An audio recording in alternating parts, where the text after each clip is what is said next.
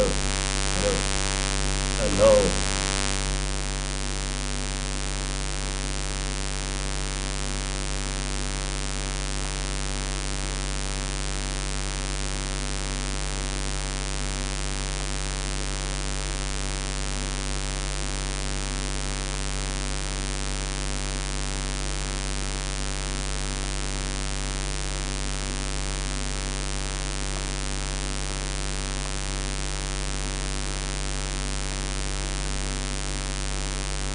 All right,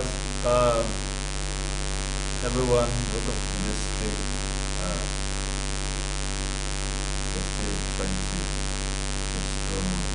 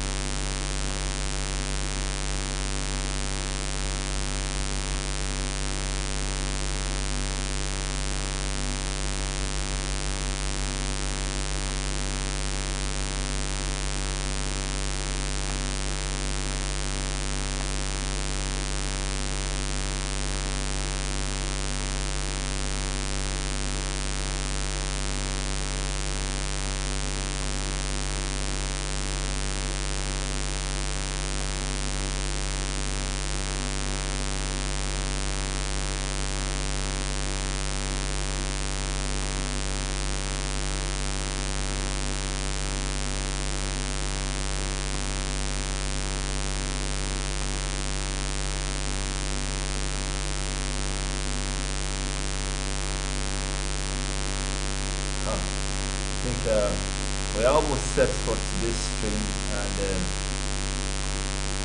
we are taking the ground running. Stream is lagging behind the YouTube.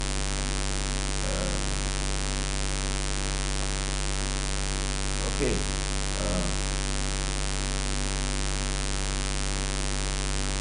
We are trying to push things. Ladies and gentlemen, I want to specially welcome you to today's stream. It's a very wonderful topic. We'll be talking about the best prime minister of the nation of Israel. That is what we're going to be talking about today. Now, I am very excited about this topic because whenever I go through the story of Israel on their journey to nationhood, it inspires me. In fact, for me, it's $1 million lesson for nations who are aspiring to grow into what Israel is. But before I start this stream today, I like to do a quote that I love so much, and it goes like this from the Holy Bible that says, "At the rivers of Babylon, there we sat, yea, we wept when we remembered Zion. They said, we hung our harps upon the willows, and upon it, there they who took us captive, they cried of a song, they cried of us a song, saying, teach us one of the songs of Zion." And then the storyteller says, how can I sing the Lord's song in a strange land? Now we understand that the nation of Israel has gone through several adversities. They've gone through several tough times. They've gone through situations that are better forgotten. But according to the promise, if you are an holy man, or you are a Muslim, you are a Christian, you are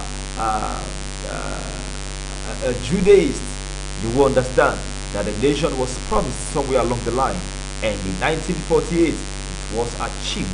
Now, it did not come on a platter of gold. That is where our stream lies today. It did not come on a platter of gold. It was not as simple as ABC, as some of the nations that had colonial masters, and then they had to do a lot of protests, a lot of letters, and then time came, and then one after the other they were given independence, like it happened to some nations of Africa. It was not like that for the Jews. We know the story, how the land basically was conquered by General Severus, and to spite the Jews, the whole space of land was named Palestine. And it took time, it took generations, it took moments of belief and disbelief, of taking in and taking out, and finally the nation of Israel was achieved in 1948. But I want us to astray, even in our belief, to astray. What kind of belief will make a people beyond doubt be able, from generations to generation, believe in the impossible, and their belief and their work brought it to pass. I want to believe that we will pick one or two lessons from the nation of Israel. And so when the Jew tells you never again, it means just more than what those letters says. So we cannot talk about the nation of Israel or their journey or their sacrifices without mentioning some key men that actually were outstanding when we talk about the story of Israel. Do not forget that this is militano.com. Militano.com is a channel that discusses wars, international relations and opinions, and the toys used in them. We've done a lot of videos about the war at Ukraine, the war between Russia and Ukraine, and then we are also doing something on the Israeli nation today, one of the nations that inspires passion out of anybody, be you a Muslim, Buddhist, you are a Shintoist, you are a Christian. Whenever you look through the story of the Jews, you are inspired to do more. Now, one of the things I want us to look at in this stream today is the subject of patriotism. Now, I'm going to be doing a wrap up on patriotism when I finished, but very quickly I want to run through all the prime ministers that have been at the helms of affair in Israel. And it is a very funny way to be a leader of a nation. And why I say that is, once I'm through with all our discussions today, I will say something about these people, a very unique people. It is a very unique people. Beyond that, the Holy Book has said that they are blessed, which I believe they are really blessed. When you look at the trajectories of their history, their story, their passion, you will understand that even the blessings of God do not come cheap. If wishes were horses, you know what to ride on them. Ladies and gentlemen, in 1948, the nation of Israel became an independent nation. And from 1948 to 1953, in between, they had this very wonderful man, a great man, who's called David Ben-Gurion. He is basically seen as one of the fathers of the modern nation of Israel, as in beside Chais Wiseman, Theodore Azel, who is seen as the father of Zionism, one of the fathers of Israel. I think Ben-Gurion will also be named as one of the top 5 fathers of the modern nation of Israel. From there, in 1953 to 1955, his friend took over. He was a brother at arms every time. Moshe Sharet, a wonderful man. Now, something will be said about this man when we get into his own profile. Something will be said. He had a different thought from his great friend Ben-Gurion. Moshe Sharet was at the helms of affair for 2 years, from 1953 to 1955. And then came again the strong man. I call him the strong man of Israel, David Ben-Gurion. He was there from 1955 to 1963. And from there, another friend entered. You know, I think for the first 40 years of the life of Israel, I think it was a generation who fought for independence, that basically we are the helms of affair. Do not forget that saying, that every golden generation, take note, every golden generation stems from the righteous passion of a few individuals. That was the story of Israel from generation to generation. And then came this very unique generation, a group of people who left Europe, they left Eastern Europe, and then came to the land of Palestine. And then they started to make meaning out of it, out of the dream of one man, one very unique man. You can't ever story of Israel without having to enumerate and share the belief of Theodore Hazel. Theodore Hazel, I call him a man stronger than Nostradamus, a man who saw tomorrow, a man who saw tomorrow. Now from Leber Eshkol, we enter the strong woman of Israel, Golda Meir, a very wonderful woman, a mother, a wife, a unique being in the nation of Israel. She was at the heads of affair between 1969 to 1974, and she was there holding it down and leading her people, and from there she handed over to Yitzhak Rabin, who was there from 1974 to 1977. Yitzhak Rabin handed over to Menachem Begin. Menachem Begin, a very great character. You will get to know of him when we enter into his profile. He was there from 1977 to 1983. Now, another thing about Menachem Begin was because he also allied another part of Israel. I want you to stay with this stream, please. If you have not subscribed to this channel, please do subscribe, share our video, invite people to join our stream, and together we will build a world that we are proud of. And from Menachem Begin, we are to Yitzhak Shamir, another very wonderful character, and replica of Israel. All Israeli leaders, they have one thing in common: they are fighters, and no other man that exemplifies this fighting spirit, never giving up spirit, are a people as hard as nail. You would remember what the Romans referred the Jews to after the battle of Bar Kokhba. Yes, they called them a difficult people, the people who are so difficult, you know, and that was why they had to recruit and bring back the general that was in Britannia, Severus, to handle that war. And then they basically collapsed a lot of legions into the legion that attacked Jerusalem, and destroyed it. And like the Romans said, it destroyed the rebellious nation from good. And after Yitzhak Shamir, we have Shimon Peres. Shimon Peres, a war general, a wonderful man, a man who got tired of war and then needed something else. Can any man ever get tired of war? Well, Lombardi was the one who said that a man is not fulfilled until he lays down on the field of battle victorious. But then there was a man in Israel, his name is Shimon Peres, who got tired of war and needed something else. What was this thing he needed? We will also look to it when we get to his profile. From Shimon Peres, we have the man back, Yitzhak Shamir. He came back for another stint from 1992 to 1995, and then he handed over again to Shimon Peres. Shimon Peres, 1995 to 96, and then we have one of the longest serving prime ministers of Israel, Benjamin Netanyahu. He is the incumbent right now. He's holding it down right now. He's been there as far as I know. I mean, if you are between the age of say 20, 40, you would know Benjamin Netanyahu.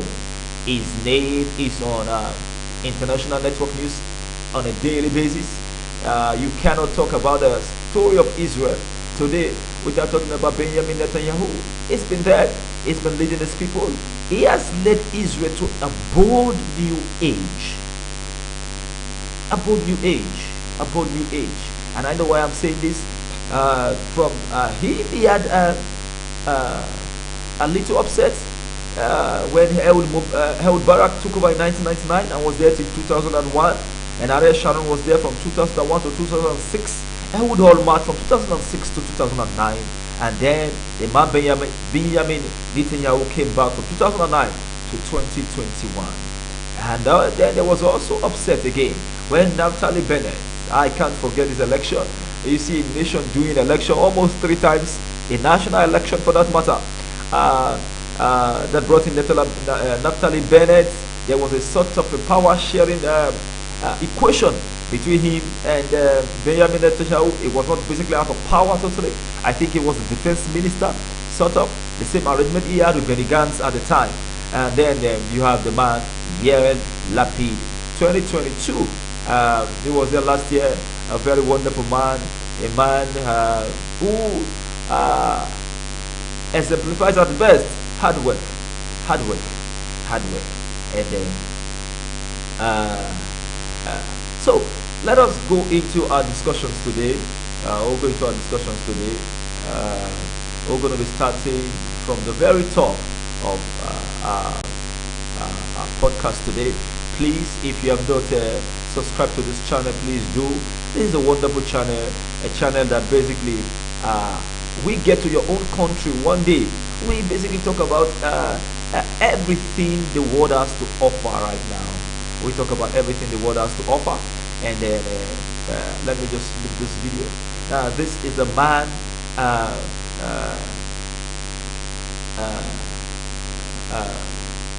David Ben Gurion. He is on the five money notes of Israel. I don't want to make a mistake. I don't want the shekel now that is being used. So that's David Ben Gurion, the first prime minister of Israel, the man who declared Israel a modern state. You see, there are so many firsts about this man. You know, he was the one who said, ladies and gentlemen, this is the state of Israel. We are now a state. We are no longer a subordinate. And this is it for me. Starters are always dreamers. You know, it is Maxwell that said that a leader cannot lead the people beyond how far he can see. So Ben Gurion, being a part of the forerunners of Israel, had a dream. Now, ladies and gentlemen, let's go into this man's what he did as PM. He was there as PM from 1948 to 1953. That was his first stint as PM. Now, as PM, he helped to build the state of Israel and all the institutions, you know, believing. You know, at times we say that dreaming is a feeling, and feeling is seeing, and seeing is believing, and belief is what men will die for.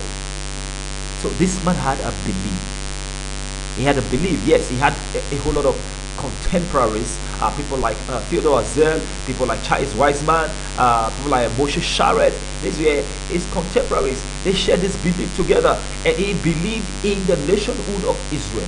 You know, so he helped, presiding over national projects aimed at development of the country.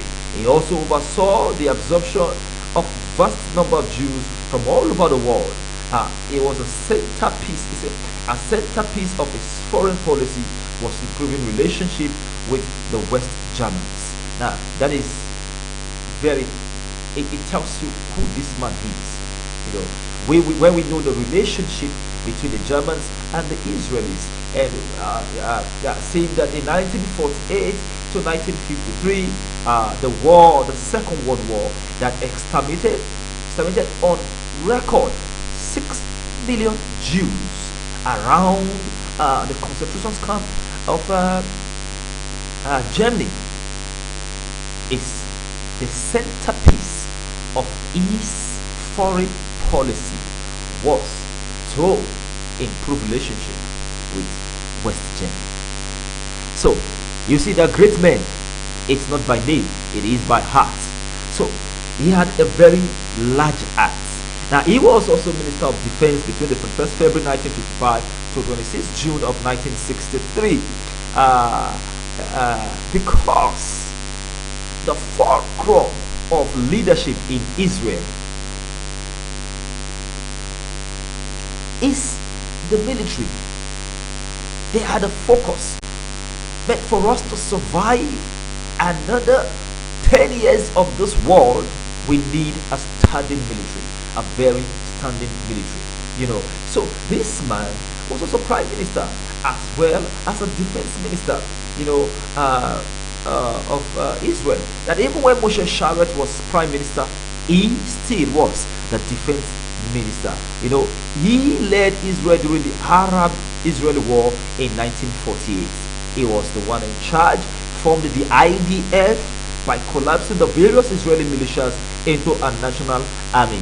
And this brings to fore he started off with Mr. Menachem Begin.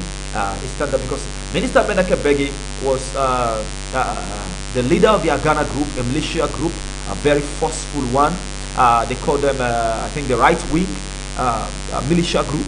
And then, now, when you look at that standoff, you may not understand. Almost the same thing causing the problem in Sudan. We needed a leader, a nation that has a leader where the buck stops. That is the kind of leadership that David Ben-Gurion provided in his time. And then he had to tell everybody, yes, we have fought the war, we fought the battle, yes, the British are gone, and now we need to build a nation. And in building a nation, you need cohesion. In cohesion, you need direction. And so that direction was what he brought. So from 1948 to 1953, he did a first of so many things.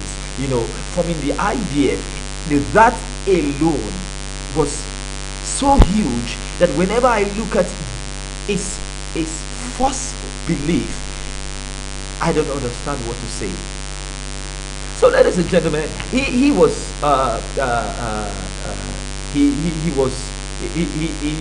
started the IDF.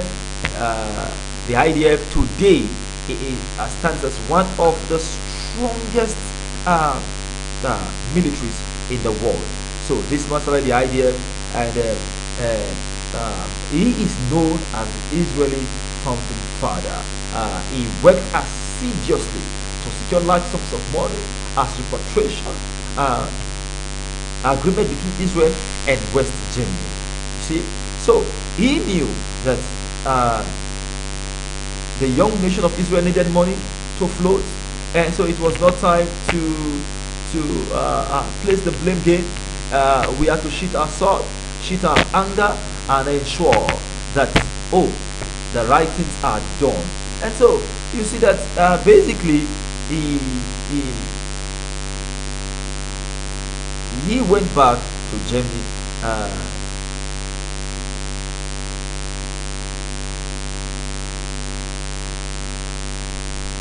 He was able to secure large sums of money from the German government and to the young nation of Israel. And now, ladies and gentlemen, like I said before, this man was the first of so very many things in Israel. Also, we know that during the war, a whole lot of properties, the Israeli properties, were confiscated by the Germans. So he also asked for compensation of Nazi Germany, for Jewish properties during the Holocaust. In his second PM ship, which is I think between 1955 and 1963, he led Israel to fight alongside the British and French forces. After I think the Suez Canal issue, after Egypt nationalized the Suez Canal, he stepped down from politics in 1970 and moved to his modest hut in the Negev desert, where he lived until death. Posthumously, he was named as one of the most important people of the 20th century by Time magazine. And also He also oversaw the capture of Eric Heichmann uh, uh, in I think in Argentina. He also oversaw that. We know who Eric Heichmann was. To the Jews, that name is one name they will never forget all their life. This man basically oversaw all the torture. I want to talk about some of his words, some of his quotes. He said, like I said before, no leader can lead people beyond what he sees and what he believes. And so he said, I believe in our power which will grow. And if it will grow, agreement will come. I say it again. David Ben Gurion in 1948 said, I believe in our power which will grow. And if it will grow, agreement will come. We understand the enormity of that power today. This man saw that power years ago when the Israeli forces were still ragtag militias, when they were not united, when Israel was still a desert, where the whole nation were divided into kibbutz, a farming community sort of. He saw it, you see. And that is why I said, when you read through the trajectories of the politics of David Ben Gurion, you will understand a leader who is a starter. A leader who is a starter is a leader that must learn how to see. So, this man was also in charge of Operation Magic Carpet, the airlift of Jews from Arab countries, the construction of the national water carrier. He was first of so very many things. But one of the things that I have taken from David Ben Gurion is his quotes. His quotes will live with me for the better part of my life. In 1948, he foresaw something that I believe in our power which will grow. And if it will grow, agreement will come. We have seen that power grow. We have seen how that power has grown. We have seen what that power has brought.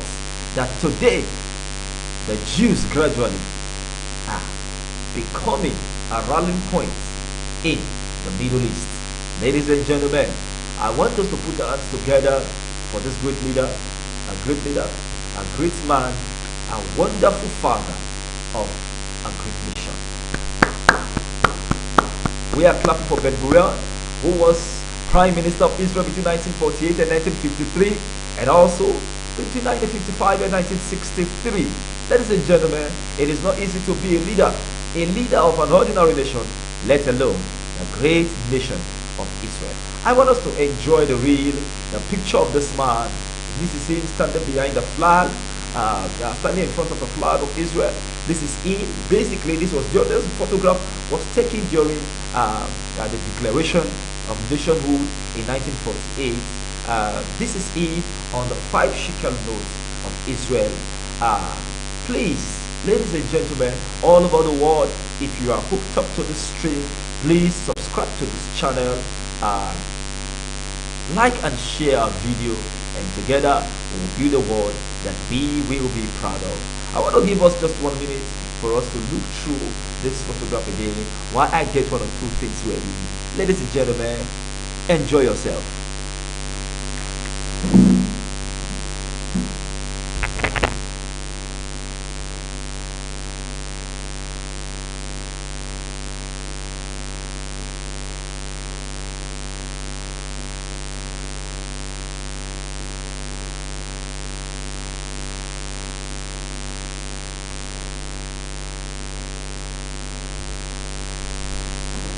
Alright, welcome back.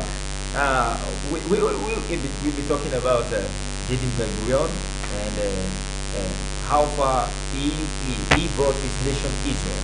Now, we must understand that there are inspirational leaders like David Ben Gurion everywhere around the world. You go to America, you see what they've done there. You understand that things like that don't come cheap. It comes with focused leadership, very focused leadership, it comes with strength of character. It comes with sacrifices. That is what it comes with. So we must understand that, oh, come on, leadership,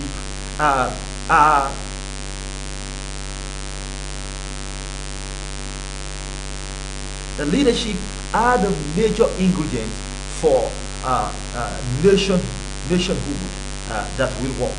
Ladies and gentlemen, I want us to put our hands together as we still enjoy the pictures of this great man, David Ben-Gurion, who was Prime Minister of the great nation of Israel from 1948 to 1953 and 1955 to 1963.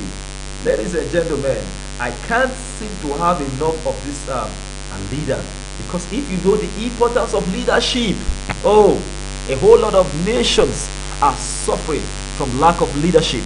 And if you look at how far the Israeli nation has come, how far they've come, you will understand that, oh, leadership is one of the most important things.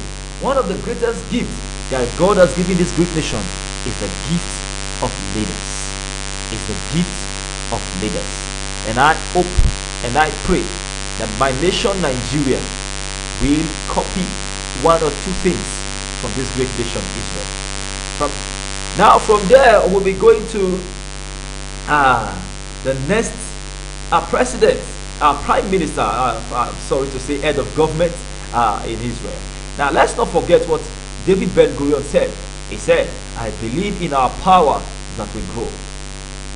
And if it will grow, agreements will come. I am reminding us of that quote because of the next prime minister that took over from Ben-Gurion.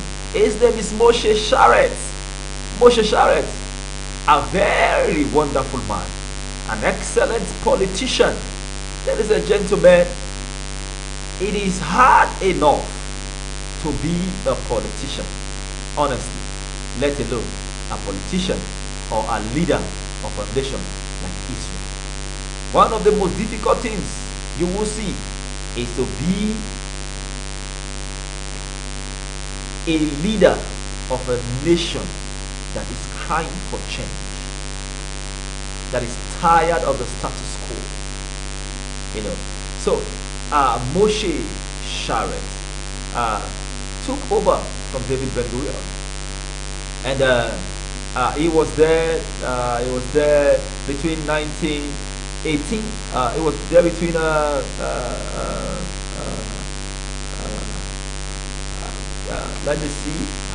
1963 to 1965.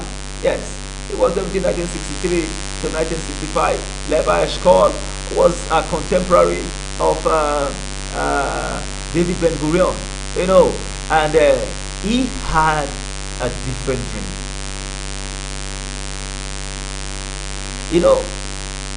When a man lives before his time, that is the story of Levi Eshkol. He believed in a commodity that was too scarce in his time. In his time of 1953, between 1953 and 1955, the most scarce commodity in the Middle East was what is called peace. It's what is called peace. Now, before we continue with Moshe Sharet, I want us to know one thing, that there was once a leader in Israel, a prime minister, who advocated and believed in restraint, compromise, and moderation, and this road wasn't taken. Ladies and gentlemen, you see, I have always believed that the God who created us created leadership amongst us, different kinds of leaders for all times. That even in 1953, there was already a leader in Israel that advocated for moderation in tackling things. Now, when you put him side by side with his great friend David Ben Gurion, you would understand that it was going to be a stumbling block, because David Ben Gurion said, I believe in our power which will grow, and if it will grow, agreement will come. And then his friend Moshe Sharet, who was a foreign minister under him when he was prime minister, needed to toe the path of peace. I call him the man who proposed another route, a route not taken. Now let's for instance imagine that if in the Middle East that both the Arabs and the Jews had listened to Moshe Sharet, how that space would have been. Let's not forget that in the Balfour Declaration, before, that is prior to the declaration of independence in Israel, there was a two-state solution provided. This two-state solution was accepted wholeheartedly by the Jews, because the Jews just needed a place to call home. The Arabs rejected it. And then, years later, another prime minister came who proposed the same thing, who proposed either a two-state solution or a joint citizenship, a joint camaraderie, a joint brotherhood between the Jews and the Israelis. This also, and yet again, was bluntly forsaken by the two sides. Ladies and gentlemen, let's put our hands together for Moshe Sharet. It is not easy to propose peace that is so priceless, was so difficult to come by, was like gold at that time in Israel. Let us understand, I want to quote again, that there was once a leader in Israel, a prime minister for that matter, who believed and advocated for restraint, for compromise and moderation, and this road wasn't taken. His tenure was clouded by various border incidents which worsened Israel's international relations. Also, his PMship also marks the discovery of a group of Israelis detectives acting in Egypt without the prime minister's knowledge. This was known as the Lavon affair. And in 1955, when Ben Gurion returned as PM, he went back to become the foreign minister, and in June 1956, he was forcefully resigned due to his consistent and incessant disagreement with the godfather himself, David Ben Gurion. Ladies and gentlemen, these are great leaders who are dealers in hope, leaders who are believers in hope, in probability, in possibility. Moshe Sharet. Please, yet again, you will join me, ladies and gentlemen, to put your hands together for this great leader, Moshe Sharet, who was prime minister in Israel between 1953 to 1955. He spent 2 years as PMship and went back to his foreign ministership. Ladies and gentlemen, he appears on the 20 money notes of the Jews, of the Israelis. And from him is Leva Eshkol. Leva Eshkol, a wonderful man. Ladies and gentlemen, he basically handed over to David Ben Gurion, who was there between 1955 and 1963. Then after his second stint, let's remember that David Ben Gurion voluntarily retired in 1963. He retired in 1963, and then Leva Eshkol took over the mantle of leadership. This nation of Israel seems not to be ever in need of leadership. They are always there, scattered around, so many of them. And that is why in a very short period, God has made them to become a signature of all eyes, envy of fellow nations. Leva Eshkol became prime minister in 1963. He was there for 6 years. He left in 1969. Levi Eshkol was first appointed PM following the resignation of David Ben-Gurion. He then led the party to victory in the election of the 6th Knesset. He made the annulment of military rule over Israeli Arabs. That is one of the things he made. Do not forget, like I said before, that these guys are very great leaders, great mathematicians. They say politics is the ability to calculate, mathematics in such a way that it will look like English. Levi Eshkol, I'm trying to look for his video to put up. A wonderful man. He embodies Israel in all its ramifications.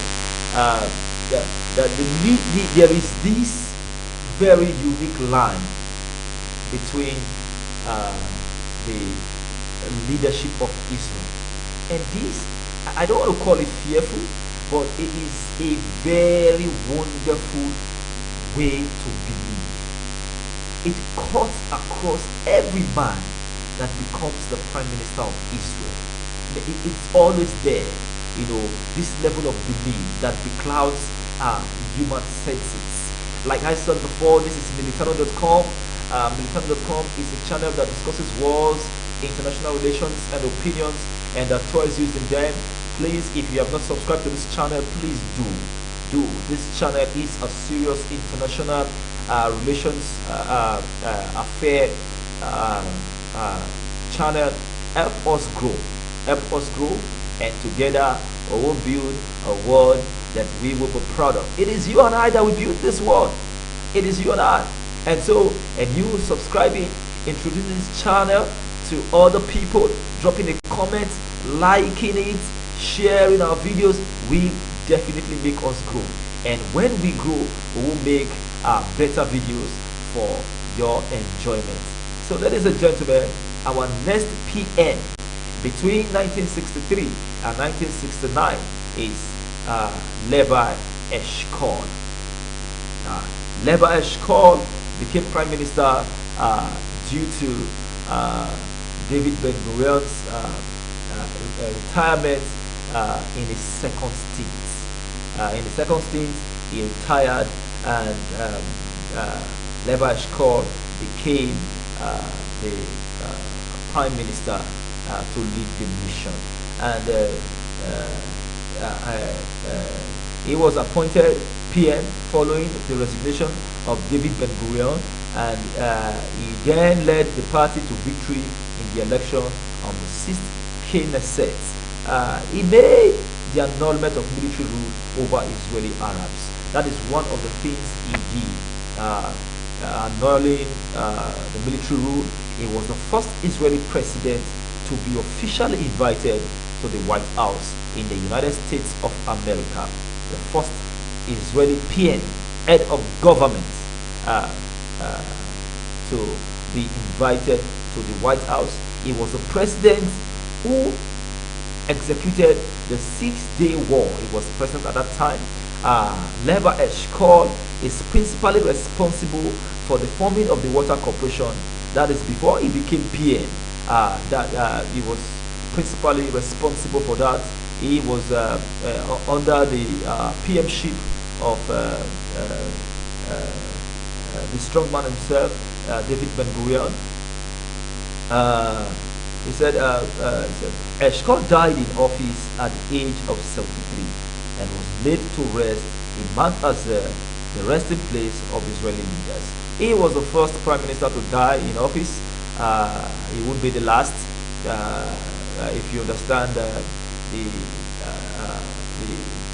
you understand a little about Israeli politics. So he died in office, and when he died in office, leadership, like I said before, Israel never ran off leadership. Like they will say in my country, they will say miracle, not the tire Jesus. So that's the same thing with Israel. they are always there. Wonderful leaders, leaders that you'll be proud of, leaders that are not easy to combat, leaders that are so charismatic. So this next leadership I want to bring up is a woman of substance, a woman of style, of panache, of belief, a patriotic woman, the woman whose photograph appears in the 10,000 notes of Israel. His name is no other person than the strong woman of Israel, Golda Meir. Golda Meir. He was prime minister from 1969 to 1974. It wasn't, in fact, this feat for me, this is just it for me, because it is not because she became prime minister. After all, she's not the first woman to become a prime minister in the world. There have been women prime ministers all over the world, but it is the timing that she became prime minister. This was a time where the world was still seen as a man's world, and she became a prime minister, and most especially because Israel at that time was simply seen as a man's world, where wars were fought on a daily basis. The military was a primum. Everything rests on strength and power. And like David Ben Gurion said, I believe in our power that will grow. And when it grows, settlement will come. That was the time that this woman became prime minister of Israel. Now, I really want to go back to biography. Let me pick a little. She was born on May 3rd, 1898, and then she died in December 1978. She lived an empty 80 years on Mother Earth. She was the first prime minister of Israel, the only woman to have served as PM thus far in Israel, and the third woman to serve as head of state of any country at that time. Atop the menu and her the name Iron Lady. Golda Meir was born in the Soviet Russia, raised in the United States of America, and died in Israel. Golda Meir was one of the 24 signatories of the Israeli Declaration of Independence, and I dare say the only woman. To tell you how strong this woman really was, how firm in belief, how astute in thinking, for her to be able to better a whole lot of men of our generation. Ladies and gentlemen, Meir was the first person to receive the first Israeli issued passport, and then that was when she was sent to be the ambassador of Israel to the Soviet Union. During the first 25 years of the existence, the nation fought 4 wars: the 1948 Arab-Israeli War, the 6 Days War, in 1967 the War of Attrition, the Yom Kippur War of 1973. She was prime minister for 5 years and a couple of months. This woman, now let me try and say one or two things about this woman, has a talent for raising money. Now she just has a talent for raising money. You know, she was the one who raised money, billions of dollars for the young state of Israel. Number one, to fight the war of independence, to fight the 6 Days War. They needed money for ammunition. Now, this made Ben Gurion to say that when the story of Israel is said or discussed in years to come, let them not forget that one of the persons that made the nation of Israel possible was Golda Meir, because nation building requires money. Forget all the metal that men will have.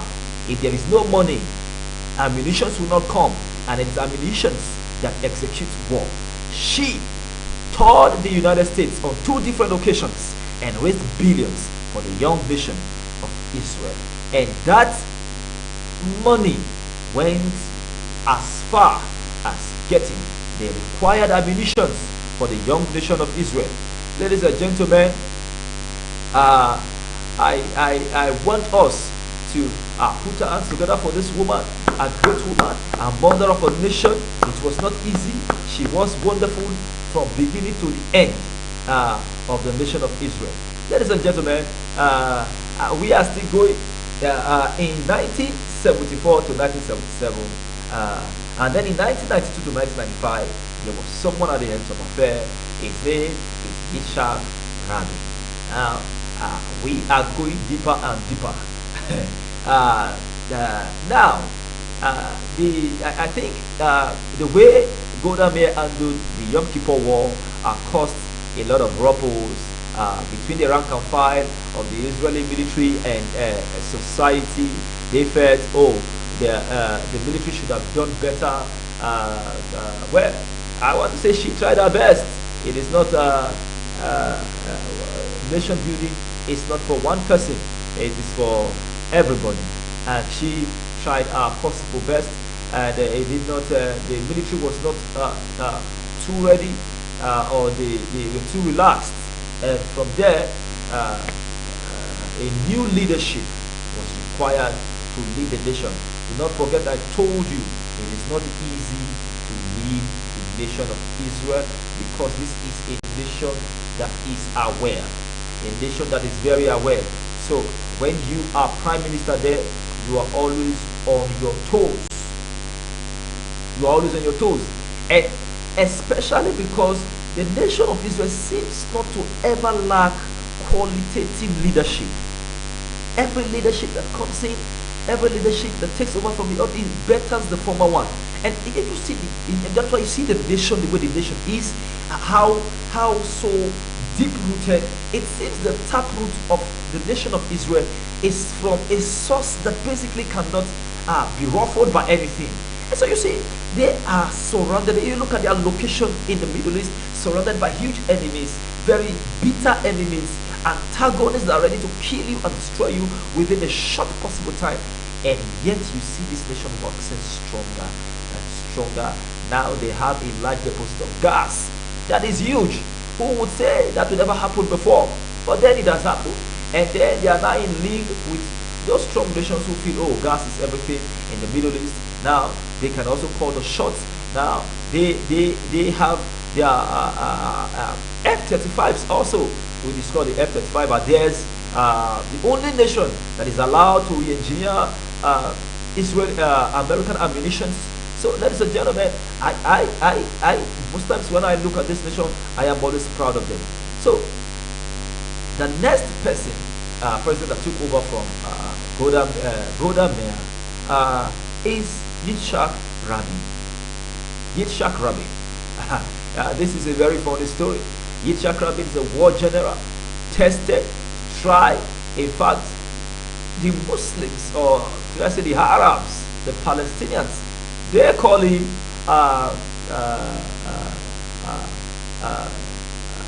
the Palestinian butcher. They call it butcher just when they also refer to Perez, Shimon Peres, you know. So he was prime minister between 1974 to 1977 and 1992 to 1995. He was there at the Ems of Affair running things. And I wrote down here, I said Yitzhak Rabin became prime minister in 1920. Was born 1922 and died 1995. Was an Israeli politician, statesman, and a war general. A war general that got tired of war. A war general that sought peace as a solution for what he has fought for all his life. And all of a sudden, he desired peace. He knew that war may not be able to move the nation forward, and so he started to desire peace. And that was in his second tenure as prime minister. But some of the Jews felt betrayed after everything. Oh, this is what you want to pay us with. Ladies and gentlemen, I said he was the 5th PM of Israel, serving 2 terms in office, 1974 to 1977, and 1992 till he was assassinated in 1995. He was and is the only PM of Israel to be assassinated in power. He was a soldier. In fact, I want us to actually take this caption, please. If you've not subscribed to this channel, please do. And together, we will build a world that we'll be proud of. Share our video, like our videos, and suggest to us. Please, I'm not seeing comments. Please, everybody, please try and drop a comment. Don't just pass by. Pass and wait and drop a comment. I wrote here, I said he was a soldier who became prime minister and abandoned the use of force in favor of negotiation to achieve peace with the Palestinians. He approved the Oslo Accords, negotiated in secret in faraway Norway in 1993. Israel was to withdraw gradually from occupied territories and to grant the Palestinians self-determination. The agreement was signed in Washington the same year, and in 1994, Yitzhak Rabin shared the Nobel Peace Prize with his foreign minister Shimon Peres and the Palestinian leader Yasser Arafat. Ladies and gentlemen, those were very funny times. They were very interesting times. It was interesting to see former enemies becoming friends, shaking hands, suing for peace, war generals who have fought so much, suing for peace, and you begin to ask where that would have led them to. So a whole lot of people, I said a war general who got tired of war and then needed peace and negotiation to end. Now look at this photograph. This is $1 million photograph, and that is Bill Clinton and Yasser Arafat and Yitzhak Rabin in an handshake.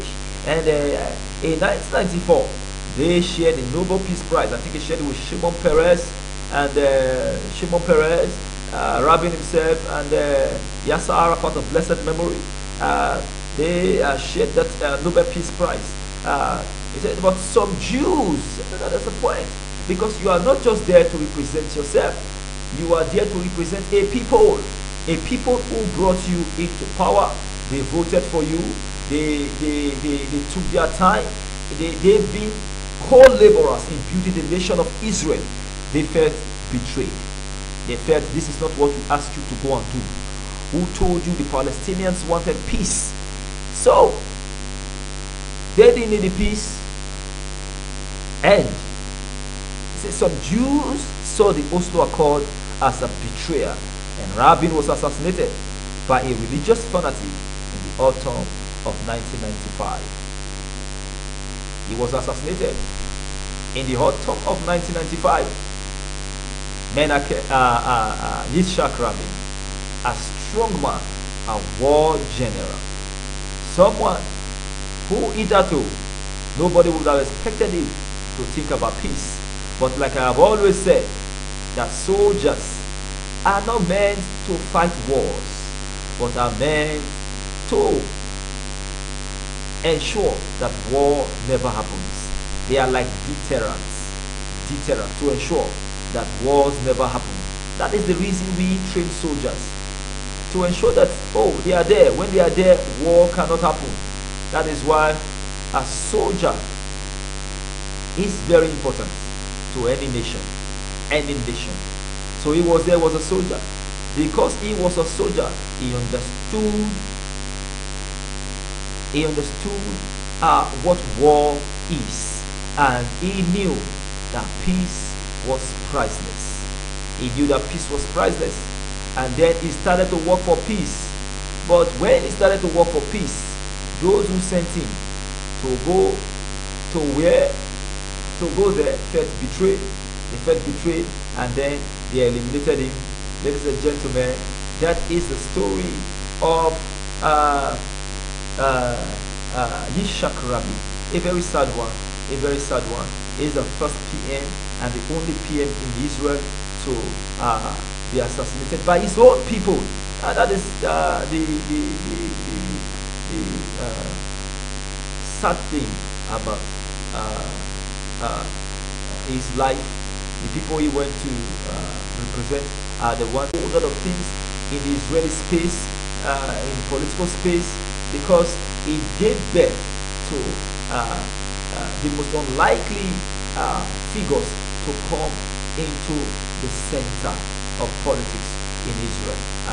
After him became the man Menachem Begin, who was prime minister between 1977 and 1983. Later, I want to bring up his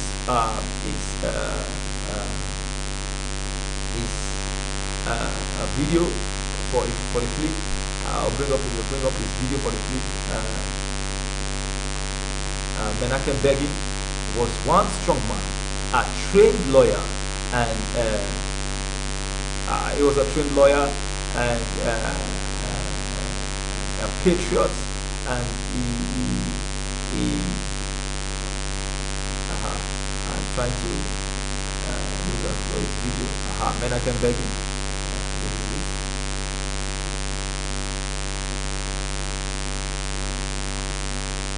Yes, Menachem Begin. He's a trained lawyer. You cannot discuss the fight for the soul of Israel without mentioning men like Menachem Begin. They gave it all their lives, everything that they ever had in this life was spent on nationhood, the realization of the nationhood of Israel. Ladies and gentlemen, the man Menachem Begin, at times I like to put him side by side with the Oga himself, David Ben-Gurion, because they were also contemporaries. They were contemporaries, and they were friends, but they believed in achieving the nationhood of Israel differently. So there was always this scuffle between them. But because of the pragmatic nature of David Ben-Gurion, and because Menachem Begin was also a patriot who believed in the nationhood of Israel, they were able to always find a way out. We cannot forget the Ham's struggle, how Menachem Begin and how David Ben-Gurion was able to collapse the Haganah into the IDF. That for me has been one of the strongest indicator of Menachem Begin's strength in leadership. That very simple fact is one of the problems across Africa and some third world nations. They will come together from different groups to fight maybe a foreign power, a colonizer, and then when the colonizer leaves and independence granted, these people will seem not to be able to find their reading to ensure that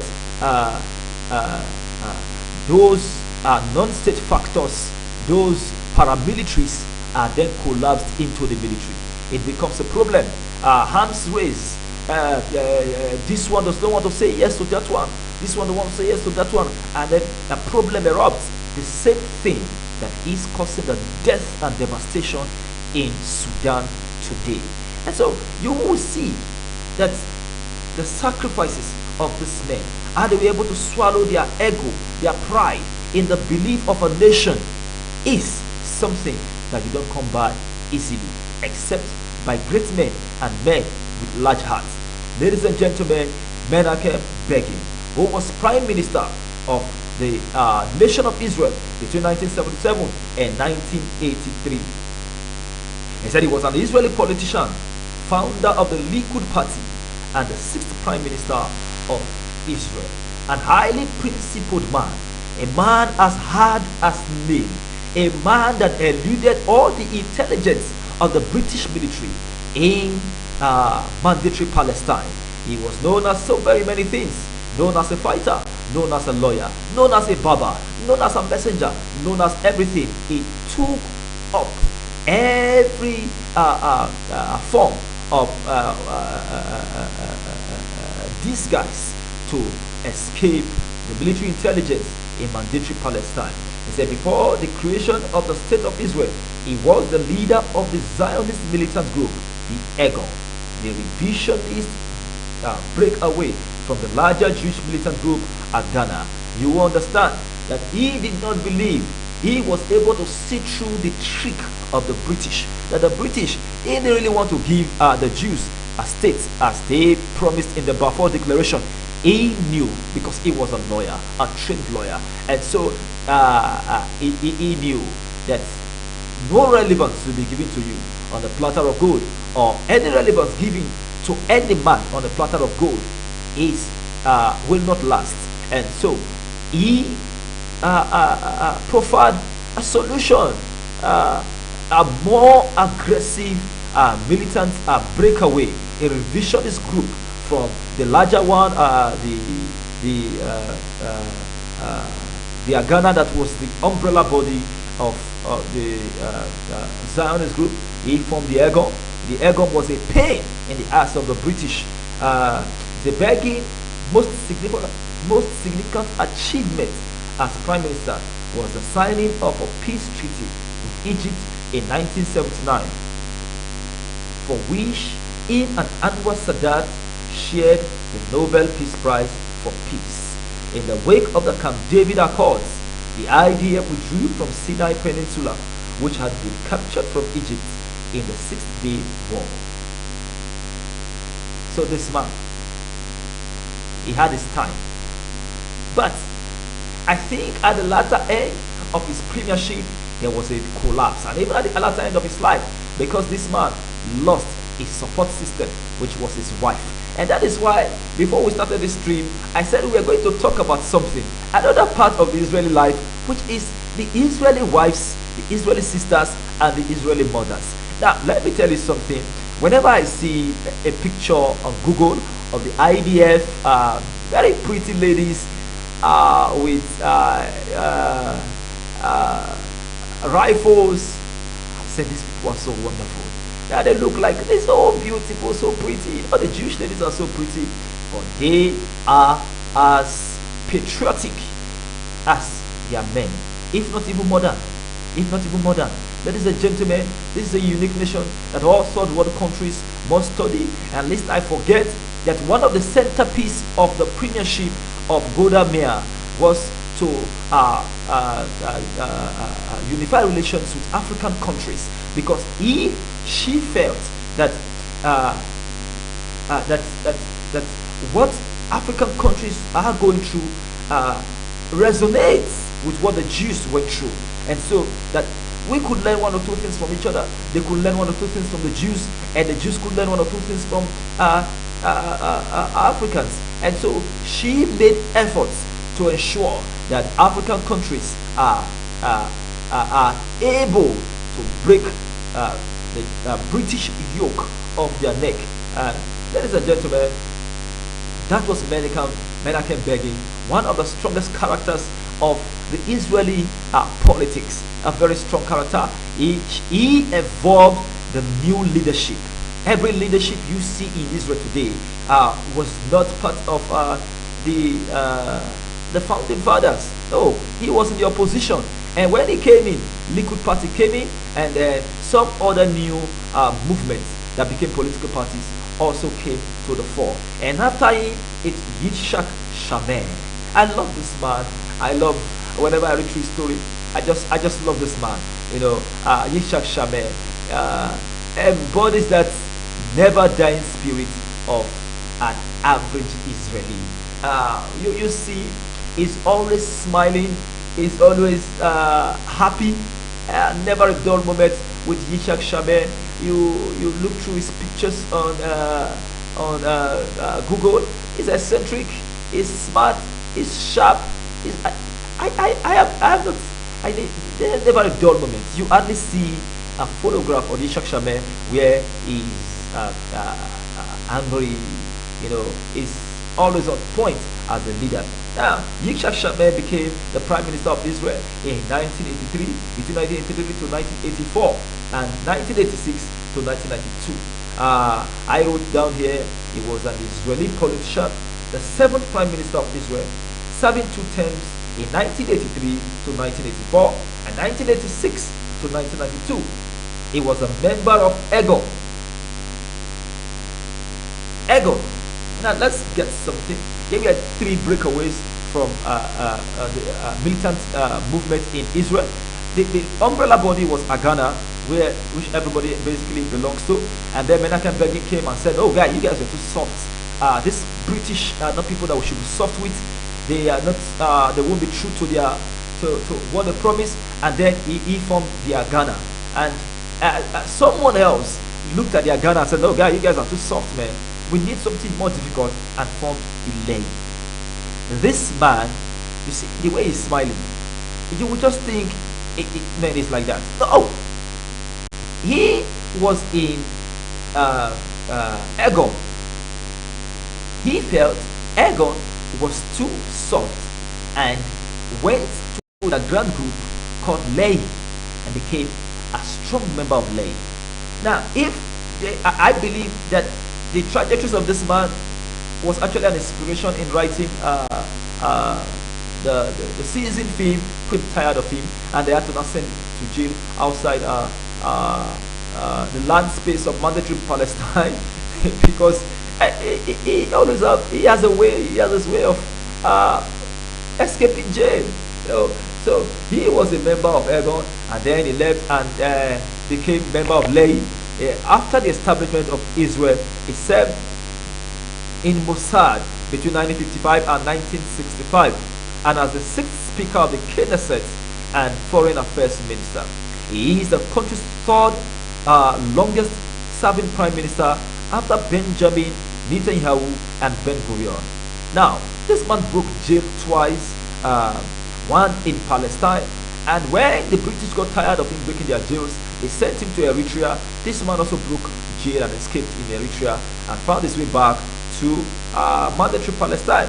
So, Shamek guided the post-treaty normalization process with Egypt and initiated the diplomatic contacts with numerous African countries which had severed relations with Jerusalem during the Yom Kippur War. During the Operation Peace for Galilee in 1982, Shamek directed negotiations with Lebanon, which led to the 1983 peace agreement. Now, ladies and gentlemen, this man was a very pure man, to say the least, a wonderful jailbreaker, someone who became a pain on the acts of the British, someone who believed so much in Israel. This photograph here, I think it was with the present Prime Minister. Okay, this is him alone here. This is him in the office. This is him with Benjamin Netanyahu. You see him, he's always full of smiles, he's always full of hope, he's always full of dreams. And he was there between 1983 to 1984 and between 1986 to 1992. A very wonderful man, a man the world will remember, a man the world will never forget is Yitzhak Shamir. Now, after Yitzhak Shamir, we will start coming down to the modern era. Gradually, we are getting closer to the new schools, but yet we still have some characters to mention in this very unique country of Israel.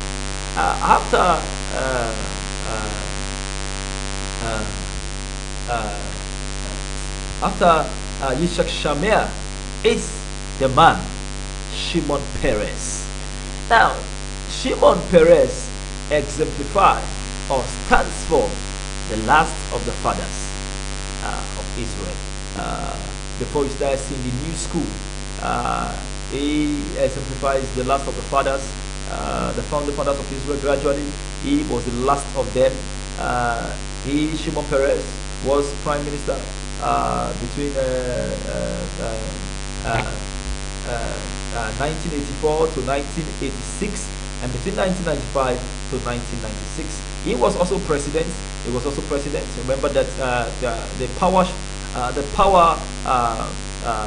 dynamics in Israel is as a president, there's always a president who is the head of state, and then there is an head of government who is the prime minister.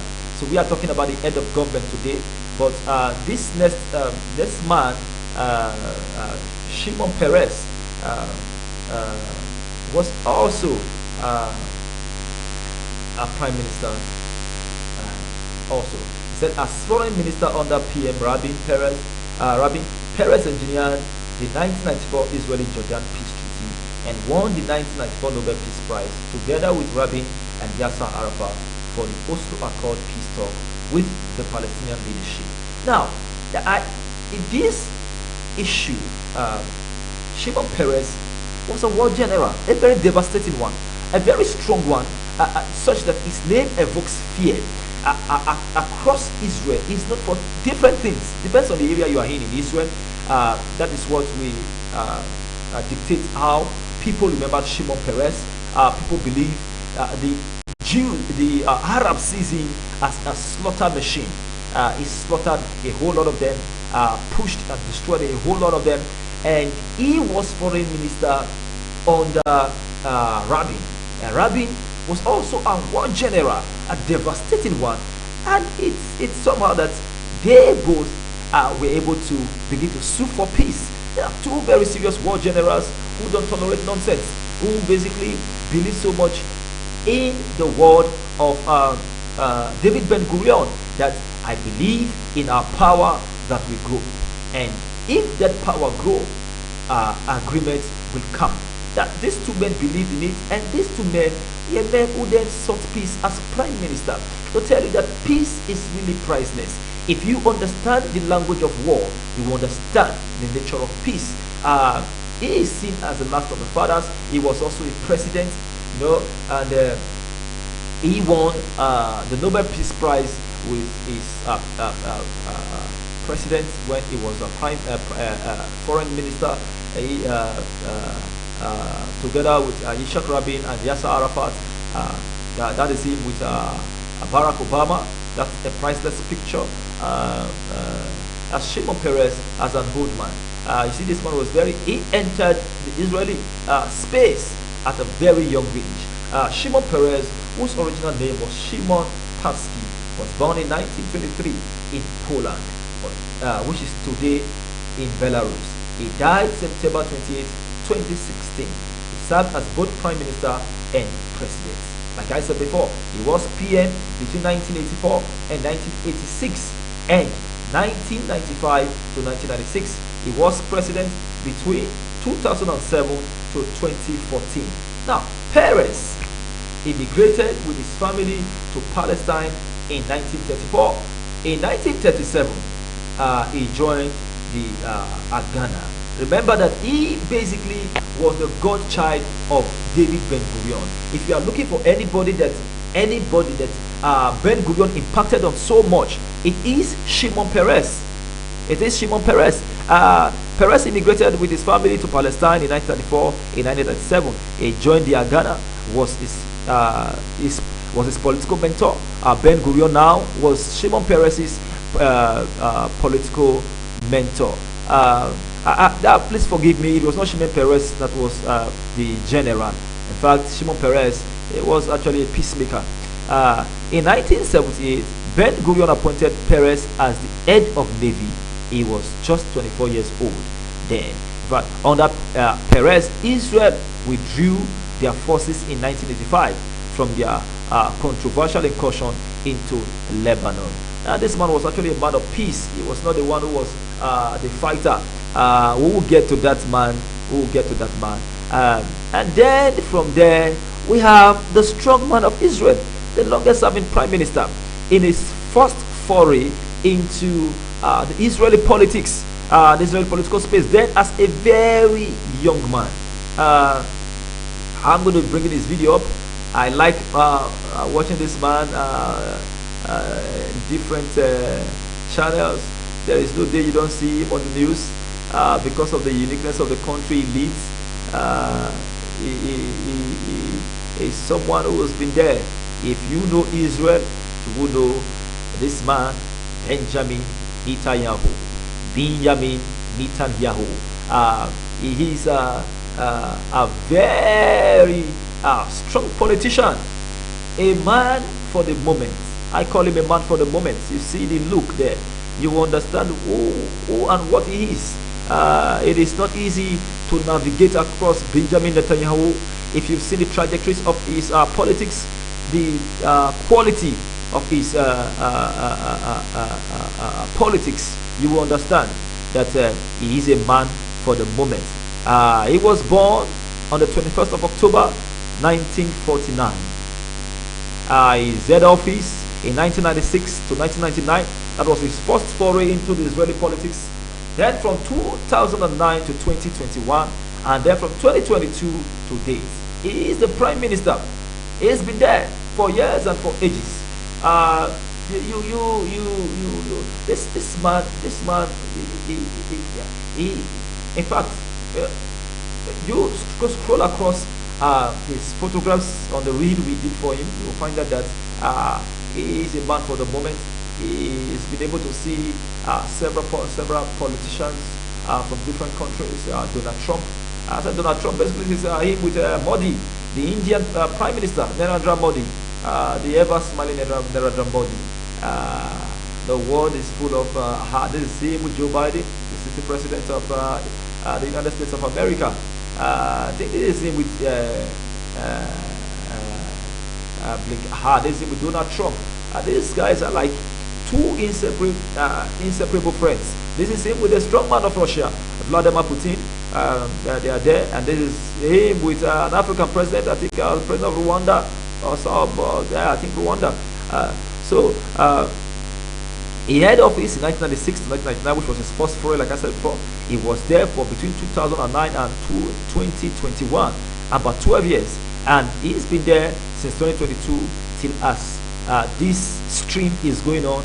He is the one there. Ladies and gentlemen, he is the chairman of the Likud party.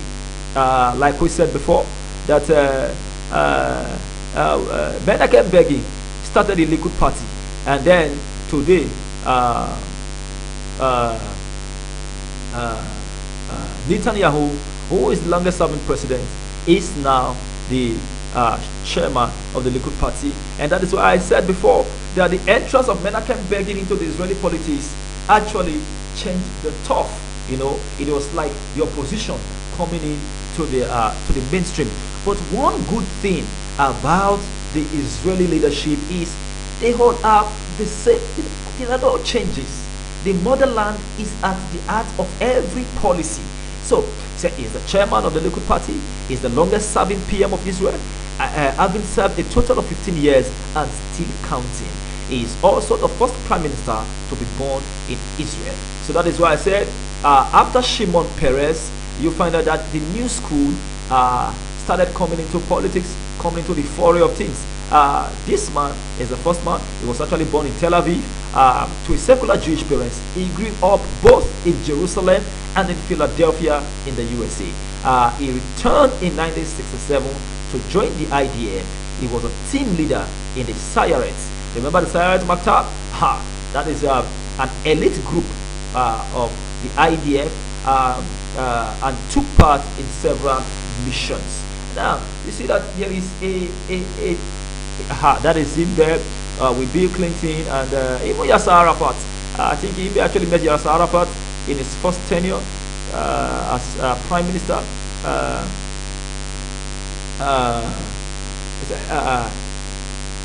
He became in several missions.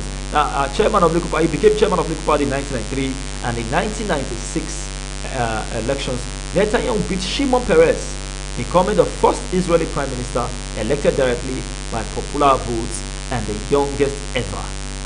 So this man is the first of so many things. At times I look at him like someone who is born just to be the prime minister of Israel. He understands the Israeli dynamics so much. The dynamics of Israeli politics, he understands it so much that it resonates. The way he walks, the way he talks, the way he plays his politics, the way he interprets notions. It's like he was born to be an Israeli president. That is Bill Clinton and him, I think, and former Prime Minister of Israel. Was his name again? Okay, I'll remember him now. So in his PMship, that's his first PMship, the United States recognized Jerusalem as the capital of Israel. This happened some time ago, and that was during Donald Trump's government. That Jerusalem is the indivisible capital of Israel. He said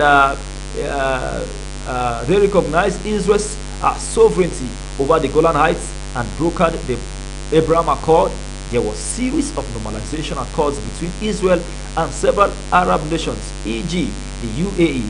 Jerusalem became the capital of Israel yet again, like I said before. So you understand that the prophecy of David Ben-Gurion, actually, when you look at it, comes to pass on a very gradual, it may be gradually, but it is coming to pass. That I believe in our power that will grow, and when it grows, settlement will come. So under Netanyahu, as we have it today, it's been a gradual process, but today we know that the Israeli plane can fly across a lot of Arab countries.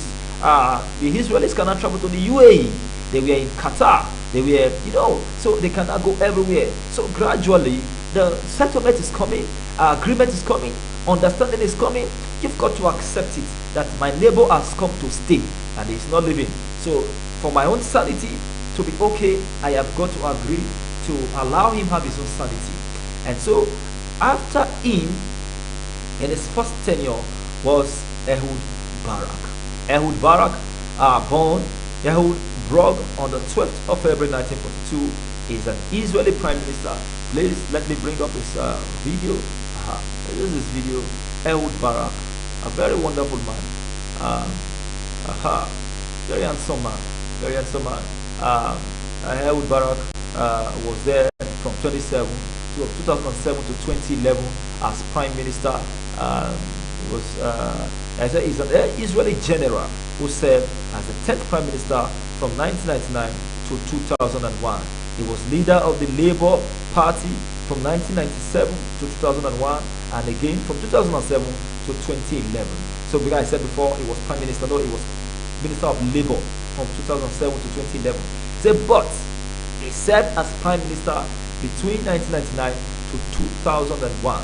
Now, he was lieutenant general in the IDF. Now, Barak shares with two others of being the most decorated soldier of IDF in Israel's history.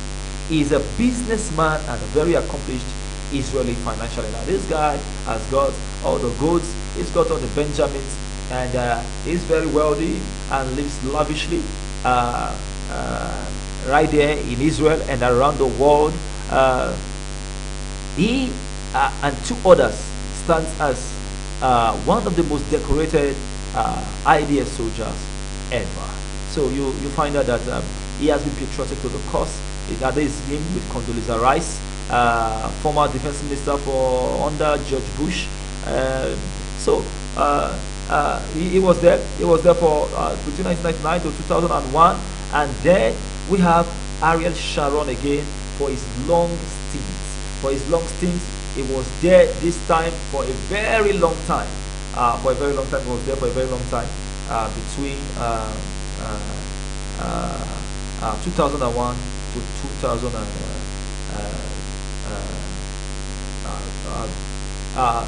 Okay, no. Ehud Barak handed over, look at my notes, to Ariel Sharon. Handed over to Ariel Sharon. Ariel Sharon is one man that you can never ever push aside. Now, the reason why I must show who Ariel Sharon was because I got used to Israeli politics during Ariel Sharon's government. Yes, this is Ariel Sharon. Ariel Sharon is a very wonderful man, a wonderful statesman. He served as PM between 2001 to 2006 during the Al-Aqsa Intifada as PM.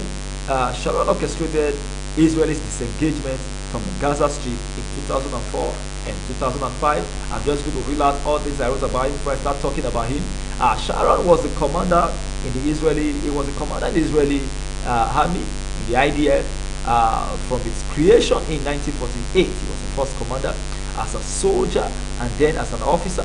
He participated prominently in the 1948 Palestinian War, becoming a platoon commander in the Alexandra Brigade and taking part in many battles, including Operation Binon Aleph. He was an instrumental figure in the creation of Unit 101 and the reprisal operations, as well as the Suez Crisis, the Six-Day War of 1967, the War of Attrition, and the Yom Kippur War. In fact, Yitzhak Rabin referred to him as the greatest field commander in the history of the Israeli army. Sharon died 2014 after suffering a stroke in 2006. He remained in a vegetative state between 2006 and 2014. He remains a highly polarized figure. Like I said before, I was actually talking about Ariel Sharon when I referred to Shimon Peres. He remains a very polarized figure in the Middle East history. Israeli universally, the Israelis universally revere him as a war hero and statesman who played a vital role in defining the country's border, whereas the Palestinians revere him as a war criminal who suppressed their aspirations for statehood. Ladies and gentlemen, this is the man who fought it all, who saw it all, who won it all, who created it all, who killed it all. But at the latter end of his life, he was in a vegetative state and could not move. I remember that there was a sort of like a joy across the Arab world that the man who killed thousands of them is now in a vegetative state.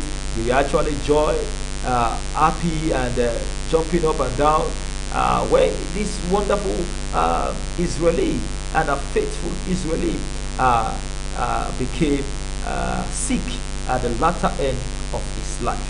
Ladies and gentlemen, from him we quickly read to Ehud Olmert. Ehud Olmert was there for a very little stint after 2006. Ehud Olmert was born 30th September 1945. He's an Israeli politician. Let me bring up his picture. Let me bring up his photograph. Ehud Olmert. This is it. Yes. Ehud Olmert. He was there. He was there. This is him with George Bush Jr. This is him. I think he's a tech billionaire. Yes, he's a tech billionaire. This is him with Condoleezza Rice. And this is him with Mahmoud Abbas, the new Palestinian leader. He was born 1945. He's an Israeli politician and lawyer. He served as the 12th president of Israel from 2006 to 2009. That means he was there for 3 years. He was acting between 4th January 2006 to 14th April 2009. I achieved a whole lot. It is not easy to be Israel's president. Honestly, every day is a new front in Israel, and because of the aspiration of the Israelis, they are just fighting for survival. When you have your poultry close to the colony of snakes, they say you must learn how to shoot and not miss. That is the story of Israel. Now, after him, another politician that had a very little stint is this man, Naftali Bennett. I remember this man vividly. His elections and his campaigns. He seems to just be. He just wanted to oppose Benjamin Netanyahu. It was most of his campaign. We are centered around that. And this guy is a tech billionaire. He has all the money. I said he's an Israeli politician who served as the 13th Prime Minister of Israel from 12th June 2021 to 30th June 2022. He was there for 1 year. And also as the 3rd alternate PM of Israel from 1st July to 8th November. 2022, an accomplished software engineer, an investor, and a multi-millionaire. So you find out that Israel has seen it all, and this man, he was there for a very little stint. I remember his election. It was still the same like it used to be, heated up. They did this election almost 3 times. Was it the one with Benny Gantz or the one with then from there entered this man, Yair Lapid. He is a broadcaster. This is 2 of them. This is he. He's a broadcaster, a very accomplished writer, and so a very popular person. This is him with Benny Gantz. This is him with Joe Biden.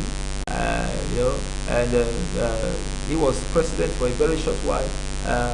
They born in 5th November 1963. He's an Israeli politician and former journalist. He served as the 14th PM of Israel from 1st July 29th December to 2022.